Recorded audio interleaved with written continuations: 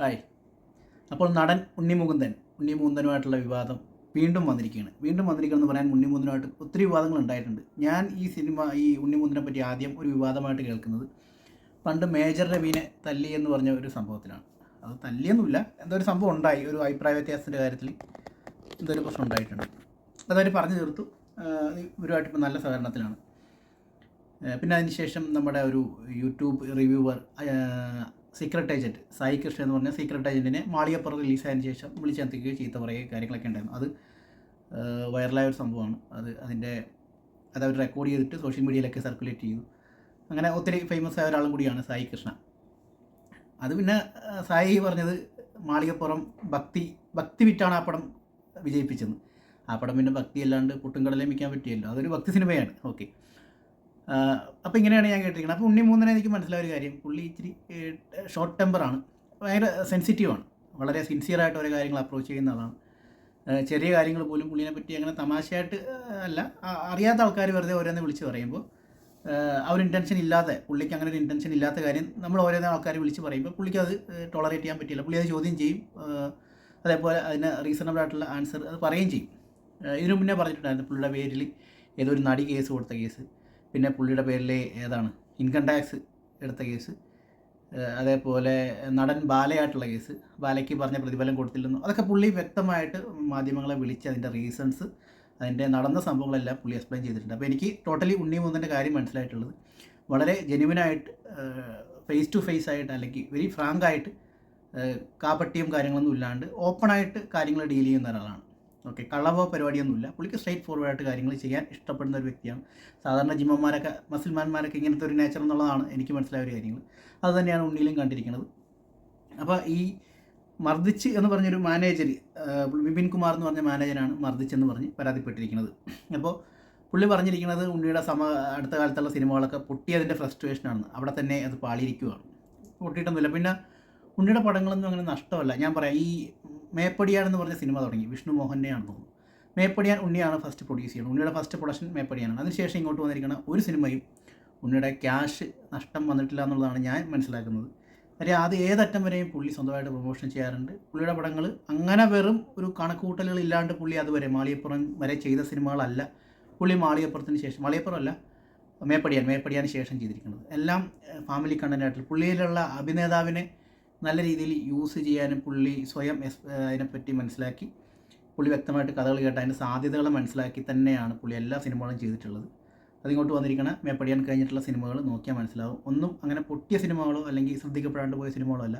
പുള്ളിയുടെ സിനിമകൾക്കൊക്കെ എല്ലാം അതിൻ്റെതായ വ്യക്തമായ സിഗ്നേച്ചർ ഉണ്ട്, വ്യക്തമായ ആവറേജ് കളക്ഷൻ നേടിയിട്ടുണ്ട്. ഒന്നും പൊട്ടിയിട്ടില്ല എന്നുള്ളത് തന്നെയാണ് ഞാൻ മനസ്സിലാക്കുന്നത്. അപ്പോൾ അതിൻ്റെ ഒരു ശ്രേണി ഇങ്ങനെ പോയിരുന്നു. അപ്പോൾ വേറെ പടങ്ങളൊന്നും എവിടെയും പൊട്ടിയിട്ടില്ല. അത്യാവശ്യം പുള്ളിയുടെ പടങ്ങൾ കാണാനുള്ള ഒരു ഓഡിയൻസും ഉണ്ട്.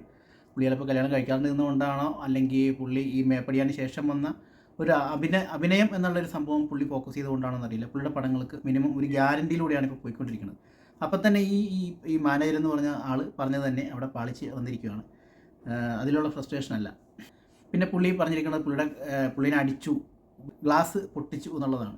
പിന്നെ ടോവിനോയുടെ പടത്തിനെ പറ്റി നല്ല അഭിപ്രായം ഇട്ടപ്പോൾ അതിനോടുള്ള അസൂയ മൂത്തിട്ട് ടോവിനോ എല്ലാം നല്ല ഫിലിം ചൂസ് ചെയ്യുന്ന ഒരാളാണ്. എനിക്ക് തോന്നുന്നു മലയാളത്തിൽ ഇപ്പോൾ ഏറ്റവും റേറ്റുള്ളൊരു നടൻ ടോവിനോയാണ്. ബാക്കി ദുൽഖർ നല്ല ഡിമാൻഡുള്ള നടനാണ്, പക്ഷേ ദുൽഖർ അധിക സമീപകാലത്തൊന്നും മലയാള സിനിമ ചെയ്തിട്ടില്ല. ഏറ്റവും കണ്ടിന്യൂസ് ആയിട്ട് നല്ല മിനിമം ഗ്യാരണ്ടി സിനിമകളെല്ലാം ചെയ്തു പോകുന്ന ഒരു അഗ്രസ് മോഡലുള്ള സിനിമകളായാലും, കോമഡി മാത്രമേ ടോവിനോ പിടിക്കാതുള്ളൂ. ബാക്കിയെല്ലാം ഇപ്പോഴുള്ള എല്ലാ ഒരു എൻഗേജിങ് ഫാക്ടറുള്ള ഒരു എലമെൻറ്റ്സ് ഉള്ള ത്രില്ലറായാലും ആക്ഷൻ ആയാലും എല്ലാം ഉള്ള ഒരു സിനിമ കൂടുതലായിട്ട് ചെയ്തിട്ടിരിക്കുന്നത് ടോവിനോയാണ്. ഇപ്പോൾ നരിവേട്ടയാണ് പുള്ളിയുടെ ഇറങ്ങിയിരിക്കുന്നത്. അപ്പോൾ അതിനും നല്ല അഭിപ്രായം നേടിയിട്ടുണ്ട്. അപ്പോൾ ടോവിനോ ഏറ്റവും മിനിമം ഗ്യാരണ്ടിയുള്ള നടൻ എന്ന് പറഞ്ഞ ഒരു യൂത്ത് ഐക്കൺ കൂടിയാണ് ടോവിനോ. കണ്ടിന്യൂസ് ആയിട്ട് സിനിമകൾ വരുന്നുണ്ട്, കണ്ടിന്യൂസ് ആയിട്ട് അത് ഹിറ്റ് അടിക്കുന്നുണ്ട് എന്നുള്ള രീതി തന്നെയാണ് പുള്ളിയുടെ ഏറ്റവും വലിയ പ്രത്യേകത. അപ്പോൾ അങ്ങനെ പോയിക്കൊണ്ടിരിക്കുന്ന ഒരു നടനാണ് ടോവിനോ. അപ്പോൾ അദ്ദേഹത്തെ പറ്റിയാണ് ടോവിനോയുടെ ആ പടത്തെപ്പറ്റി ഞാൻ ഇങ്ങനെ പറഞ്ഞത്. ഉണ്ണിക്ക് അസൂയ മൂത്തു എന്നുള്ളതാണ് പറയണത്. എനിക്ക് പേഴ്സണലായിട്ട് ഉണ്ണിയുടെ കാര്യം മനസ്സിലായത്, ഉണ്ണി അങ്ങനെ മറ്റുള്ളവരുടെ വളർച്ചയിൽ ഒരു അസൂയ മൂക്കുന്ന അങ്ങനത്തെ ഒരു ടൈപ്പ് അല്ല. ഞാൻ ഈ ആദ്യം പറഞ്ഞ ഉണ്ണിയുടെ ഒരു ജെനുവിനിറ്റി എന്ന് പറയുന്നത് അങ്ങനത്തെ ഒരാളല്ല. ഉണ്ണി ഹാർഡ് വർക്ക് ചെയ്യാൻ റെഡി ആയിട്ടുള്ള ഒരാളാണ്. ഒരാൾക്ക് എന്തായാലും അതിൻ്റെ റിസൾട്ട് കിട്ടുമെന്നുള്ള വളരെ പോസിറ്റീവായിട്ട് ചിന്തിക്കുന്ന ഒരു വ്യക്തിയും കൂടിയാണ്. അപ്പോൾ മറ്റൊരാളുടെ കാര്യത്തിൽ അസൂയ ഉണ്ടോയെന്ന് എനിക്ക് തോന്നുന്നില്ല.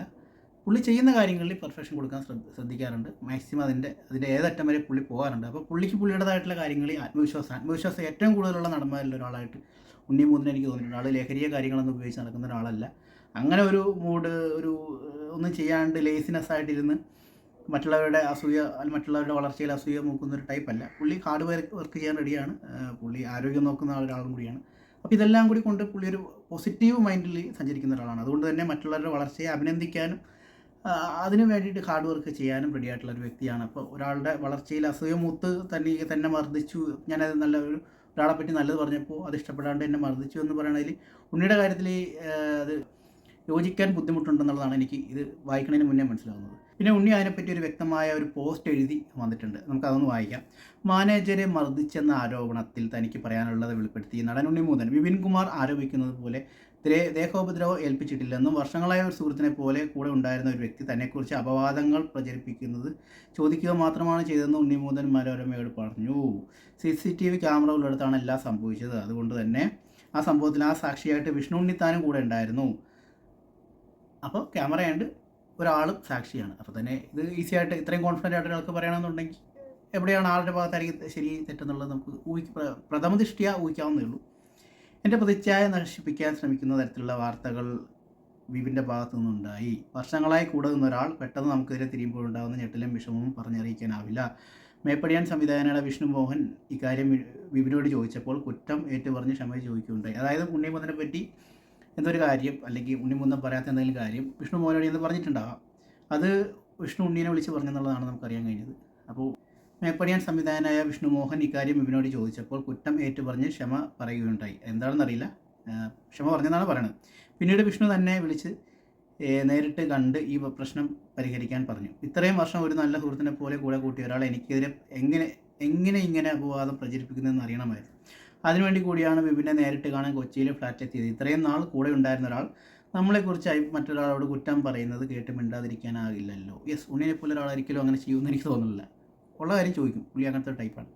വിപിനെ കാണുന്ന സമയത്ത് എനിക്കൊപ്പം ഞങ്ങളുടെ പൊതു സുഹൃത്തായ വിഷ്ണു ഉണ്ണിത്താനും അവിടെ ഉണ്ടായിരുന്നു.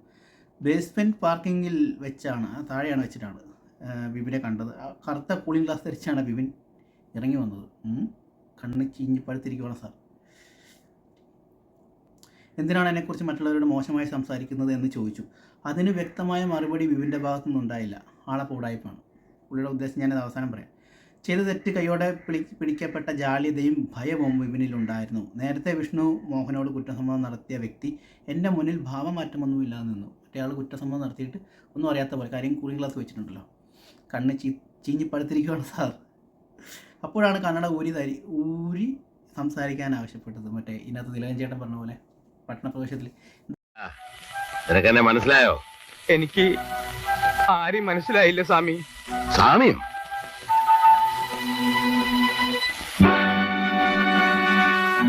നമ്പ്യാർ സാറോ? എന്നാ മരകുത്തിയ പോലെ തലയിൽ ചുമന്ന കെട്ട് പട്ടി. എന്താണ് നിന്റെ തലയിൽ മരം കുത്തിയെ പോലെ ഒരു കെട്ട്? അഴിച്ച് മാറ്റടാ പട്ടി എന്ന് പറഞ്ഞ പോലെ അതേപോലെ സീനാണെന്ന് തോന്നുന്നു. എൻ്റെ കണ്ണിൽ നോക്കി സംസാരിക്കാൻ പോലും അയാൾക്കായില്ല. അതാണ് കണ്ണട വെച്ചിരിക്കുന്നത്. അത് ശരിയാട്ടോ. ചെയ്ത തെറ്റ് മറച്ചു വെക്കാൻ ചില ഉണ്ടാക്കന്മാർ ചെയ്യുന്ന പരിപാടിയാണ് കണ്ണട വെച്ച്. അപ്പോൾ കണ്ണ് ചേർത്തിരിക്കണം. അത് തന്നെയാണ് പരിപാടി. കേസ് വരുമായിരിക്കും, പക്ഷേങ്കിൽ കുഴപ്പമില്ല. ഒരെണ്ണം കണ്ണ് ചേർത്ത് കൊടുക്കുക. എന്തിനാണ് വിപിൻ ഇങ്ങനെ പെരുമാറുന്നതെന്ന് വിഷ്ണു ഉണ്ണിത്താനോട് ഞാൻ ചോദിക്കുന്നുണ്ട്. കണ്ണട ഞാൻ ഒരു മാറ്റി പൊട്ടിച്ചു എന്നത് സത്യമാണ്. പാവം. എന്നാൽ ദേഹോപദ്രവം ഏൽപ്പിക്കുന്ന ഒരു പ്രവൃത്തി പോലും ചെയ്തിട്ടില്ല. ഒരെണ്ണം കൊടുക്കേണ്ടതാണ് അല്ലേ? ആളുകളെപ്പോഴും വന്നുകൊണ്ടിരിക്കുന്ന CCTV ക്യാമറകളുടെ ഭാഗത്താണ് ഇതെല്ലാം നടക്കുന്നത്. മാത്രമല്ല ആ സമയത്ത് വിഷ്ണുവും അവിടെയുണ്ട്. അദ്ദേഹത്തിൻ്റെ മുന്നിൽ വെച്ച് വിപിൻ സോറി പറയുകയും ചെയ്തു. വിഷ്ണുവിനോട് ചോദിക്കാം, ഇത് മതി, പ്രശ്നം അവിടെ തീർന്നെന്ന് ഞാനും വിപിനോട് പറഞ്ഞു. അതായത് ഇത്രയുള്ള കാര്യം നീ പോയിക്കോ, നീ ക്ഷമ പറഞ്ഞതല്ല മക്കളെ, ഇനി മേലെ ചെമ്മടിത്തരായിട്ടൊന്ന് അടിച്ച് നിൻ്റെ ചെപ്പ പൊളിക്കും. ഇനി പുള്ളി അത് മാനിഫെസ്റ്റ് ചെയ്തതാണ് അടി കിട്ടിയെന്നുള്ളത്. അതോ ടൈം ട്രാവലർ ചെയ്ത് പുള്ളി മനസ്സിലാക്കിയോ ഇനി ഫ്യൂച്ചറിൽ അടി കിട്ടുമെന്നുള്ളത്? ഇനി ഒന്നിച്ച് പോകാനില്ലെന്നും എൻ്റെ പേരിലുള്ള അക്കൗണ്ടും പാസ്വേഡും മറ്റും തിരിച്ചു തരണമെന്നും വിഷയത്തിൽ ക്ഷമ എഴുതി നൽകാനും വിപിനോട് ആവശ്യപ്പെട്ടു. ഇത്രയൊക്കെ പറയുകയാണെന്നുണ്ടെങ്കിൽ ഈ പുള്ളി അത്യാവശ്യം ഉടായ്പ ചെയ്തിട്ടുണ്ട്. പക്ഷേ പാസ്വേഡ് എന്ന് പറയുന്നത് ഇതാണ്, പുള്ളിയുടെ സോഷ്യൽ മീഡിയ ഹാൻഡിൽ ചെയ്യുന്നത് ഈ പുള്ളിയാണ്. അത്യാവശ്യം അറിയാമല്ലോ, ഫേസ്ബുക്ക്, ഇൻസ്റ്റാഗ്രാം, ട്വിറ്റർ, യൂട്യൂബ്, ഇതിൻ്റെയൊക്കെ ലിങ്ക് പാസ്വേഡൊക്കെ ഇടയിലുണ്ടായി. ഇവരാണ് ചില പടങ്ങൾ ഹിറ്റാകാത്ത പടങ്ങൾ, തിരക്ക് വരാത്ത സിനിമകൾക്ക് ആൾ കൂടി ഇങ്ങനെയൊക്കെ പരസ്യങ്ങളെ കുറിച്ച് ആൾക്കാർ തിയേറ്ററിൽ കൊണ്ടുവരുന്നത്. അതാണ് അതിൻ്റെ PR വർക്ക് എന്ന് പറയുന്നത്, സോഷ്യൽ മീഡിയ മാർക്കറ്റിംഗ്. ഞാനതൊക്കെ പഠിച്ചതാണ്. അപ്പോൾ നരിവേട്ട സ്വന്തം തെറ്റുകൾ മറച്ചു വെക്കാനുള്ള തത്രപ്പാടിലാണ് അദ്ദേഹം ഇപ്പോൾ. അതുകൊണ്ടാണ് ഇതുപോലുള്ള ബാലിശമായ ആരോപണങ്ങൾ പടച്ചുവിടുന്നത്. നരിവേട്ട സിനിമയ്ക്കെതിരെ ഞാൻ പറഞ്ഞു വന്നത് എന്നെയും ടോവിനെയും തെറ്റിക്കാനുള്ള പ്രൊപ്പഗണ്ടയാണ്. ടോവിനെ ഞാൻ വിളിച്ച് സംസാരിച്ചിരുന്നു. അദ്ദേഹത്തിന് ഈ വിഷയം മനസ്സിലായി. സിനിമയിൽ വന്ന കാലം മുതലുള്ള പരിചയമാണ് സുഹൃത്ത് ഞങ്ങൾ തമ്മിൽ. പരസ്പരം ഒരുപാട് മനസ്സിലാക്കുന്നവർ. മാർക്കോ ഹിറ്റായ നിമിഷം എന്നോടൊപ്പം വിജയാഘോഷിച്ച ആൾ കൂടിയാണ് കേട്ടോ. ഇതുപോലുള്ള കള്ളപ്രചരണങ്ങൾക്കും ഞങ്ങളുടെ സൗഹൃദം തകർക്കാനാവില്ല. യെസ്, ഉണ്ണിമുകുന്ദൻ വളരെ നല്ല രീതിയിൽ തന്നെ റെസ്പെക്റ്റ് ചെയ്യുന്ന, തന്നെ ഇഷ്ടപ്പെടുന്ന ആൾക്കാരെ തിരിച്ച് അതേപോലെ അതിൻ്റെ അപ്പുറം ഇഷ്ടപ്പെടുന്ന ഒരാളാണ്. അത് പുള്ളിയോട് സഹകരിച്ചിട്ടുള്ള ആൾക്കാരെ, പുള്ളിനെ സപ്പോർട്ട് ചെയ്യുന്ന ആൾക്കാരെ എല്ലാം പുള്ളി എത്ര നടന്മാരുടെ ബർത്ത്ഡേക്ക് അവർക്ക് ബർത്ത്ഡേ വിഷ് പാസ് ചെയ്യുന്നുണ്ടെന്ന് അത് പുള്ളിയുടെ ഫേസ്ബുക്ക് പേജ് തന്നെ നോക്കിയാൽ അറിയാം. പുള്ളി എത്രത്തോളം മ്യൂച്വലി റെസ്പെക്റ്റ് ചെയ്യുന്നതാണ് മറ്റ് നടന്മാരെ, അവരുടെ ഫാൻസിനെ ആയാലും അല്ലെങ്കിൽ അവരുടെ വളർച്ചയായാലും. ഓക്കെ, അങ്ങനെയാണ് നമുക്ക് പലപ്പോഴും മനസ്സിലായിട്ടുള്ളത്. പുള്ളീനെ സപ്പോർട്ട് ചെയ്യുന്ന ആൾക്കാരെ, പുള്ളീനെ ഇഷ്ടപ്പെടുന്ന ആൾക്കാരെ, അല്ലെങ്കിൽ പുള്ളിക്ക് ഉപദ്രവം ഉണ്ടാക്കാത്ത ആൾക്കാർ, അല്ലെങ്കിൽ സിനിമ ഫീൽഡിൽ വർക്ക് ചെയ്യുന്ന ആൾക്കാർ, പുള്ളി അതേ റെസ്പെക്റ്റോടു കൂടി സിനിമയുടെ ഒരുപാട് പരാതികൾ സിനിമാ സംഘടനയ്ക്കുള്ളിൽ തന്നെ വന്നിരുന്നു. ഒരു പ്രമുഖ നടി വിപിനെതിരെ ICC എൻ്റെ മുന്നിലോ ഇത് രാജ്യം വിട്ടു പോവാണ് കേസ്. ICC പരാതിപ്പെട്ടിട്ടുണ്ട്. മാർക്കോ സിനിമയുടെ സമയത്ത് അതിൻ്റെ പ്രൊമോഷനുമായി ബന്ധപ്പെട്ട പ്രശ്നങ്ങളുണ്ടായി. ക്രെഡിറ്റ് മുഴുവൻ സ്വയം പോകുന്നെന്നായിരുന്നു വിപിനെതിരെ ഉയർന്ന വിമർശനം. അതാണ് സംഭവം. അന്ന് ആ വിഷയം രമ്യതയിൽ എത്തിച്ചത് ഞാൻ ഇടപെട്ടാണ്. എത്രയോ വർഷം കൂടെ കൊണ്ടു നടന്ന ആളാണ്. അതായത് മാർക്കോൻ്റെ ക്രെഡിറ്റ് മൊത്തം പുള്ളി കൊണ്ടുപോവാണ് എന്ന് ആരായിരിക്കും ഇപ്പോൾ പറഞ്ഞത്. അപ്പം ഉണ്ണിമുകുന്ദൻ ഇടപെട്ട് അത് പരിഹരിച്ചെന്ന് പറയുമ്പോൾ അതിൻ്റെ പ്രൊഡ്യൂസറായ ഷെരീഫ അല്ലെങ്കിൽ അതിൻ്റെ സംവിധായകനായ ആ പുള്ളിയോ ഈ പുള്ളി ഈ പറഞ്ഞ വിപിനുമായിട്ട് ചെറിയ വിഷയങ്ങൾ ഉണ്ടായി കാണണം. അത് ഇടപെട്ട് പരിഹരിച്ചെന്നാണ് പറയണത്. വിപിൻ്റെ കുടുംബവും ബന്ധവുമുണ്ട്. എത്രയോ വർഷം കൂടെ കൊണ്ടുവരുന്ന ആളാണ് വിപിൻ്റെ കുടുംബവുമായിട്ടും ബന്ധമുണ്ട്. വിപിൻ്റെ അച്ഛന് ഹൃദയ സംബന്ധമായ ചികിത്സ വേണ്ടി വന്നപ്പോൾ ഞാനൊപ്പം നിന്നിട്ടുണ്ട്, സാമ്പത്തികമായൊക്കെ സഹായിച്ചിട്ടുണ്ട്. അങ്ങനെ ഒരാൾ അവസാനം എന്നെ ബ്ലാക്ക്മെയിൽ ചെയ്യുന്ന അവസ്ഥയിലെത്തി. ഇവിടെയാണ് ഞാനൊരു കാര്യം പറയാം. ഈ കൊടിസുനീനെ അറിയാമല്ലോ, ദിലീപിൻ്റെ ഒരു കേസുമായിട്ട് ബന്ധപ്പെട്ടത്. ഇങ്ങനെയുള്ള കുറേ ആൾക്കാരുണ്ട്. ഇവരുടെ എല്ലാ രഹസ്യങ്ങളും, നടന്മാരുടെ എല്ലാ രഹസ്യങ്ങളും കാര്യങ്ങളൊക്കെ അറിയാവുന്ന ഒരാൾക്കാരുണ്ട്. ഇവർക്ക് തന്നെ മറ്റ് നടന്മാരുമായിട്ടോ മറ്റ് പല സംഭവങ്ങളുമായിട്ടോ ബന്ധങ്ങളുണ്ട്. അതുകൊണ്ടാണ് ഓരോ നടന്മാരുടെ കേസുകളും വാർത്തകളും പുറത്ത് ലീക്കായിട്ട് വരുന്നത്. നമ്മളത് കൺഫേം ചെയ്തിട്ട് ചില വാർത്തകൾ നമുക്ക് വരാറില്ല. പക്ഷേ നമ്മൾ കേട്ടിട്ടുള്ള പല കഥകളും ഇതൊക്കെ ഉള്ളത് തന്നെയാണ്. ഇതൊക്കെ ലീക്ക് ചെയ്യപ്പെട്ട് വന്നിരിക്കുന്നത്. ഇതേപോലെ കൂടെ നിന്നിട്ട് ഇവിടെയും അവിടെയും ചെന്നിങ്ങനെ ആ ഒരു പറയണതല്ല, ഇവരത് ലിങ്കാക്കി എടുക്കുകയാണ്. ഇവരുടെയും കൂടി നിലനിൽപ്പിന്, ഇപ്പോൾ ഇവർ സിനിമയിലൊന്നും അഭിനയിക്കുന്നില്ലോ, ഇവരുടെ നിലനിൽപ്പിനും കൂടി വേണ്ടിയിട്ട്, അല്ലെങ്കിൽ നാളെ ഒരു കാലത്ത് ഇവർക്കൊരു ആവശ്യം വന്നാൽ ഉപയോഗിക്കാൻ വേണ്ടിയിട്ടുള്ള വിശ്വസിച്ച് കൂടെ നിൽക്കുന്ന ആളുടെ കംപ്ലീറ്റ് ഡീറ്റെയിൽസും ചോർത്തി ഇങ്ങനെ വെച്ചിട്ടുണ്ട്. അത് ഈ നടന്മാരുടെ കൂടെ നിൽക്കുന്ന ഒട്ടുമിക്ക ആൾക്കാരും വെച്ചിട്ടുണ്ട്.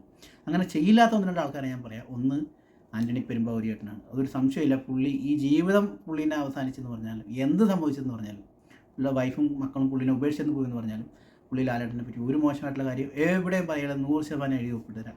അതേപോലെ ഒരാളാണ് ആൻഡോ ജോസഫ്, മമ്മൂക്കാൻ്റെ കൂടെയുള്ള ആൻഡോ ജോസഫ്. അതാണ് അവരുടെ ക്വാളിറ്റി എന്ന് പറയുന്നത്.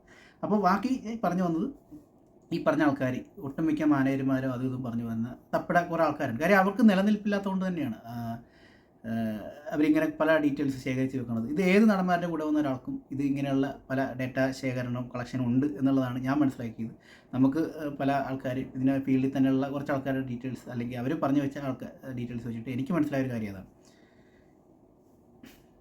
യഥാർത്ഥത്തിൽ എനിക്കൊരു മാനേജർ ഇല്ല. എന്നെ നേരിട്ട് വിളിക്കുന്നവരുണ്ട്, നമ്പർ അറിയാത്തവരും നേരിട്ട് വിളിച്ചിട്ട് കിട്ടാത്തവരും PR ഒമാർ വഴിയാണ് വാർത്തകൾ അറിയുക. ഉണ്ണി കുറച്ചും കൂടി ആക്സസബിൾ ആണ് ആൾക്കാർക്ക് എന്നെനിക്ക് തോന്നിയിട്ടുണ്ട്. കഥകൾ കേൾക്കാനും പുള്ളിക്ക് അങ്ങനെ വേറെ സംഭവങ്ങളൊന്നുമില്ല. പുള്ളി തന്നെയാണ് പുള്ളിയുടെ പല കാര്യങ്ങളും ഡീൽ ചെയ്യുന്നത്. പൃഥ്വിരാജും അങ്ങനെയാണെന്ന് ഞാൻ കേട്ടിട്ടുണ്ട്. എൻ്റെ സിനിമകളും സിനിമാ സംബന്ധമായ വാർത്തകളും മാധ്യമങ്ങളെ അറിയിക്കാനുള്ള PR മാത്രമാണ് വിപിൻ. ഒരുപാട് സിനിമകൾക്ക് വേണ്ടി പ്രവർത്തിക്കുന്ന PR ആണ് താനെന്ന് അദ്ദേഹം പലതവണ പറഞ്ഞിട്ടുമുണ്ട്. അങ്ങനെയുള്ള ഒരുപാട് സിനിമകളിൽ എൻ്റെ സിനിമകൾക്ക് അങ്ങനെയുള്ള കുറേ സിനിമകൾ ചെയ്യുന്ന കൂട്ടത്തിൽ എൻ്റെ സിനിമയിൽ ഉൾപ്പെട്ടിട്ടുണ്ട് എന്ന് മാത്രം. പൃഥ്വിരാജിൻ്റെ കൂടെയും ടോവിനോൻ്റെ കൂടെയും ഒക്കെ ഇയാൾ പ്രവർത്തിച്ചിട്ടുണ്ട്, ഇപ്പോഴും പ്രവർത്തിക്കുന്നുമുണ്ട്. എനിക്ക് ആകെയുള്ള പേഴ്സണൽ സ്റ്റാഫ് എൻ്റെ മേക്കപ്പ് മാനാണ്. കഴിഞ്ഞ 10 വർഷമായി കൂടെയുള്ള ആര്യൂർ. ഇതുവരെ എന്നെക്കുറിച്ച് ഒരു പരാതി പോലും ഒരു സ്റ്റാഫും പറഞ്ഞിട്ടില്ല. സിനിമ മാത്രം സ്വപ്നം കണ്ട് അതിൽ ആത്മാർത്ഥമായി നിൽക്കാൻ ആഗ്രഹിക്കുന്ന ഒരാളാണ് ഞാൻ. ദയവ് ചെയ്ത് ഈ വിഷയത്തിൽ വരുന്ന വാർത്തകളുടെ ആധികാരികത അറിഞ്ഞു വേണം പ്രേക്ഷകരായ നിങ്ങളും തീരുമാനമെടുക്കാൻ. അഭിനേതാക്കളുടെ വ്യക്തിജീവിതത്തെക്കുറിച്ച് ഇല്ലാ കഥകൾ പറഞ്ഞു വരുത്താനും അത് പടരാനും വളരെ എളുപ്പത്തിൽ സാധിക്കും. എന്നാൽ ഇതിൻ്റെ സത്യാവസ്ഥ എത്ര ഉറക്കെ വിളിച്ചു പറഞ്ഞാലും ആ ശബ്ദം ഒരു പരിധിക്ക് മുകളിൽ എവിടെയും എത്തില്ല. അത് ഒരു സത്യമുള്ള കാര്യം തന്നെയാണ്. ഇതിനിടയ്ക്ക് ഞാനൊരു പൃഥ്വിരാജ് ഫാനിൻ്റെ ഒരു ഇത് കണ്ടു. പുള്ളി ഇട്ടിരിക്കണത് ഇത്രേ ഉള്ളൂ: ഇവന് 2 കൊടുക്കേണ്ടതായിരുന്നു. പണ്ട് പൃഥ്വിരാജിൻ്റെ ഏതോ ഒരു പടത്തിൽ ചുമ്മാ എന്തൊക്കെയോ ഇഷ്യൂ ഉണ്ടാക്കിയെന്നോ പുള്ളി അതിൻ്റെ ക്രെഡിറ്റ് മൊത്തം അടിച്ചെടുക്കാൻ നോക്കിയെന്നോ എന്നൊക്കെ ഇങ്ങനെ പറഞ്ഞ് നിൽക്കുന്നുണ്ടായിരുന്നു. ഇത് ശരിക്കും എന്ന് പറഞ്ഞാൽ ഇവരുടെയൊക്കെ വയറ്റിപ്പഴപ്പാണ്. ഇങ്ങനെ ഒരു സ്ഥിരതയില്ലാത്തൊരു ജോലിയും കൂടിയാണിത്. ഒരു കുറച്ച് സംഭവങ്ങൾ നമ്മളിലൂടെ കാണിക്കുക. ഇപ്പോൾ സിനിമ വലിയ രീതിയിൽ സിനിമയുടെ ക്വാളിറ്റിക്കപ്പുറം നമ്മുടെ PR വർക്ക് കൊണ്ടാണ് പടം കയറിയെന്ന് കാണിച്ചെങ്കിലേ ഉള്ളൂ ഇങ്ങനെയുള്ള പല ആൾക്കാർക്കും ഈ മാർക്കറ്റിംഗ് ടീമിനോ അല്ലെങ്കിൽ ഇങ്ങനെയുള്ള മാനേജർമാരെന്ന് പറഞ്ഞ ആൾക്കാർക്കോ നിലനിൽപ്പുള്ളൂ. അപ്പോൾ ഓരോ മാനേജരും ഓരോ നിമിഷം തുടങ്ങി അവരുടെ കാര്യങ്ങളെല്ലാം തുലാസിലാണ്. എപ്പോൾ ജോലി പോവാം, അല്ലെങ്കിൽ നല്ലൊരാളെ കിട്ടുമ്പോൾ എന്നെ ഒഴിവാക്കുമോ, അങ്ങനെ പല കാര്യത്തിലുമാണ് നിൽക്കുന്നത്. അപ്പോൾ അതുകൊണ്ട് തന്നെ ഇവരൊരാളുടെ കൂടെ ജോയിൻ ചെയ്ത് തുടങ്ങുമ്പോൾ തന്നെ ഇവർക്ക് നിലനിൽപ്പുള്ള കുറേ ഡേറ്റാസ് കളക്ട് ചെയ്യും. ഈ നടനെ പറ്റിയുള്ള ബാങ്ക് ഡീറ്റെയിൽസും ഇയാൾക്ക് എവിടെയൊക്കെ ബന്ധമുണ്ടെന്നുള്ളതും ഏതൊക്കെ സംവിധാനമായിട്ട് ഏതൊക്കെ ക്ലാഷ് ഉണ്ടെന്നുള്ളതും എല്ലാം ഡീറ്റെയിൽസ് ശേഖരിച്ച് വെക്കും. അത് നാളെ ഒരു കാലത്ത് ഇവർക്ക് ഉപകരിക്കാൻ വേണ്ടി തന്നെയാണ്. ചില രാഷ്ട്രീയക്കാർ ചെയ്യുന്ന പോലെ തന്നെ, ചില ചാനലുകാർ ചില രാഷ്ട്രീയ പാർട്ടികൾക്ക് വേണ്ടി ചെയ്യുന്ന പോലെ തന്നെ, അവർക്കെതിരായിട്ട് നിൽക്കുന്ന പോലെ തന്നെ, എല്ലാം ഇതിൻ്റെയൊക്കെ ഇങ്ങനെയൊക്കെ തന്നെയാണ് സംഭവങ്ങൾ പോകുന്നതെന്നുള്ളതാണ് ഞാൻ മനസ്സിലാക്കിയത്. അപ്പോൾ ഇതാണ് എനിക്ക് ഈ വിഷയത്തിൽ പറയാനുള്ളത്. ഇത് വായിച്ചതിൽ വെച്ചിട്ട് മൊത്തം എനിക്ക് മനസ്സിലായത് കൂടുതലും ആ പുള്ളി ഇച്ചിരി തരികിട കളിക്കുന്ന പോലെയാണ്. ഓക്കെ.